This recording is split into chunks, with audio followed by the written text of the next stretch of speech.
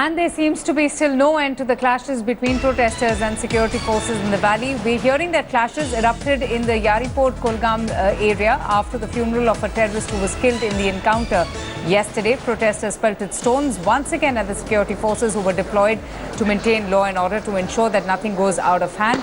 But the police had to resort to tear gas shells to disperse the protesters in the area. Shuja Al-Haq is with us. Shuja, clearly the situation is really going from bad to worse. We'll go back to Shuja in just a bit, but that's the news about how clashes erupted in the Yariport Kulgam area.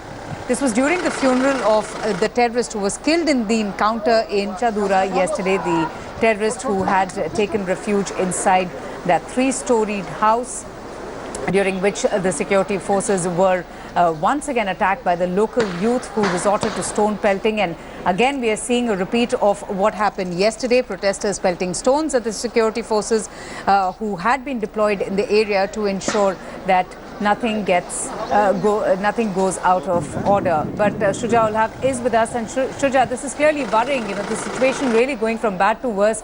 And during the funeral procession, the locals once again coming and resorting to stone pelting. Well, that's absolutely right, Avantika. The situation is tense. In fact, since morning in itself, we've been hearing about such incidents. But now, at the funeral of the militant who was killed yesterday, there was once again tension. Clashes took place. We are also getting, reports of similar clashes from some other areas. Remember, throughout the day, there was a shutdown which was called by the protest parties yesterday, asking people to observe this ban against the civilian deaths that took place in Kulgam.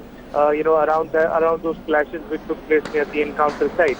Now, we're still hoping that the day goes by peacefully, but so far there are signs that tension prevails in many parts, particularly in areas of South Kashmir. Right, Shuja, thank you so much for joining us. More breaking news coming in at this hour.